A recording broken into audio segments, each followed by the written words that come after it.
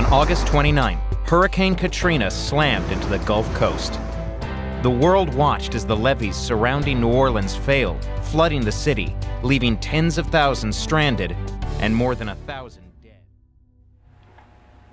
On August 28, 2005, the Gulf Coast was in turmoil at the shocking news of a hurricane headed straight towards them, Hurricane Katrina. Shores, Alabama, where residents are anxiously awaiting Katrina's path. Bob, we're going to start out with meteorologist Jeff Morrow. He is live in New Orleans, where some mandatory evacuations are already underway, and you said they're boarding up on Bourbon Street, right, Jeff?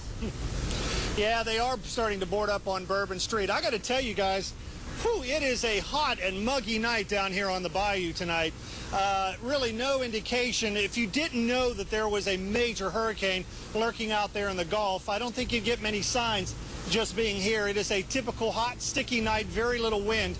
Of course, we expect things to change a heck of a lot here in the next 36 hours.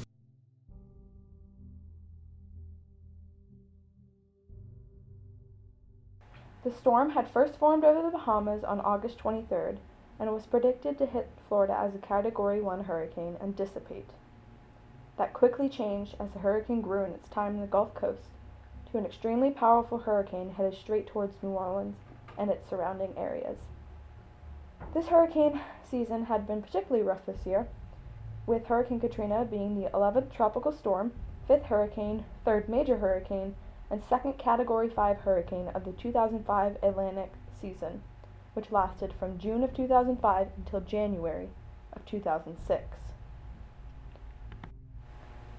Many citizens were shocked by the news and had to decide if they wanted to go somewhere safer or ride out the storm themselves. The mayor of New Orleans issued the first mandatory evacuation for New Orleans citizens, saying, "You need to be scared. You need to be concerned. And you need to get your butts moving out of New Orleans right now. This is the storm of the century." So as a result of that, ladies and gentlemen, I am announcing today that we are ordering a mandatory evacuation of the city of New Orleans starting in the morning at 8 a.m. on the West Bank. We want our West Bank people to move out. We want you to move out quickly and not play around with this. We're going to give you 4 hours to evacuate. And I must tell you, this is the mother of all storms. This storm is so powerful and growing more powerful every day that I'm not sure we have seen anything like it. The National Weather Service is saying it's the worst possible storm that they can imagine. Since about 100,000 of the 500,000 people in New Orleans had no access to cars, the Superdome was created into a safe shelter for those stuck in the city, like tourists and those who could not leave due to age or health. 20,000 lined up outside the Superdome on August 28, 2005, while the Louisiana National Guard helped them inside. Some of them were for security and protection, while others were for medical care. This is a clip of a medic who was in the Superdome during Katrina. Superdome was different depending on how far into the hurricane it was.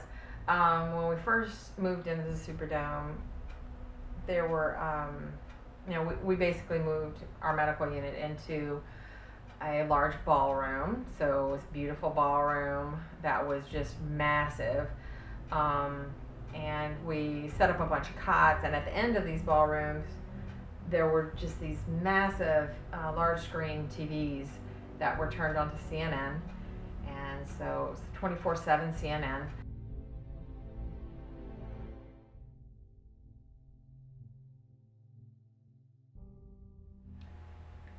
As the people settled into their own homes or the Superdome, the hurricane was fast on its way to the Gulf Coast. At 5 in the morning, August 25, 2005, the power in the city failed as thunderstorms raged outside, but this was just a fraction of what was to come. At 9 a.m., the hurricane made landfall and quickly ravaged the area. The torrential rains caused rain up to an inch an hour in some areas. Swampy areas and low-lying areas flooded, and people in their homes were either trapped inside, in their attics, or on the roof of their own homes. The Mississippi River and Lake Pontchartrain overflowed, and the weak levee system surrounding New Orleans failed in 53 different areas. Flooding was particularly heavy in the Ninth Ward and St. Bernard. Here is what it was like during the storm in the Superdome. Somewhere between 4 and 5 a.m. when on the Monday morning when the storm hit, and then everything went black.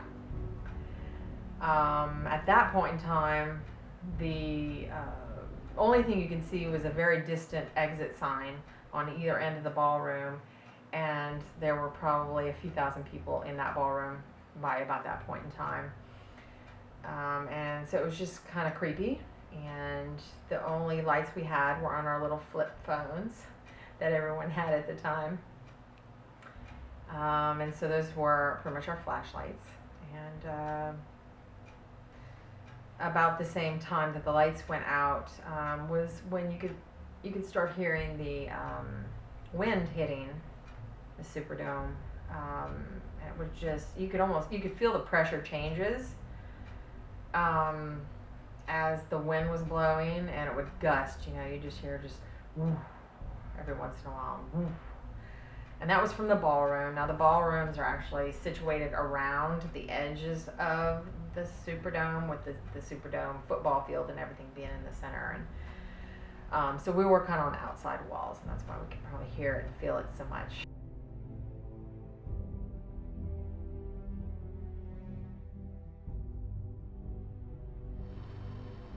Although Katrina hit New Orleans the hardest, it is probably due to the fact that it is below sea level and easily flooded that the damage was so severe. After weeks, some returned to their previous homes.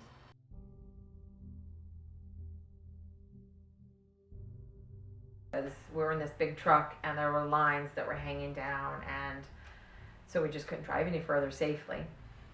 So we got out on foot and started walking, and what I noticed about my neighborhood was the complete silence. Got to my house and saw that my door was busted in, which was probably my neighbor taking care of my cat. I had to climb through everything. Everything was destroyed. That was my first visit to my house. When the storm finally dwindled to an end, the response for cleanup and to help those who were stranded and injured was extremely slow. Many people blamed the delayed response to the neglected levee systems and the fact that no one was prepared for the extent of the damage that the hurricane caused. Many people did not take the warning seriously and were in need of rescue. In total, 80% of New Orleans became flooded and stayed that way for weeks. Some of the coastal towns in Mississippi sustained the worst damage. The damage financially in total reached $81 billion. The total number of deaths reached 1,800 people, and 1,500 of them came from Louisiana.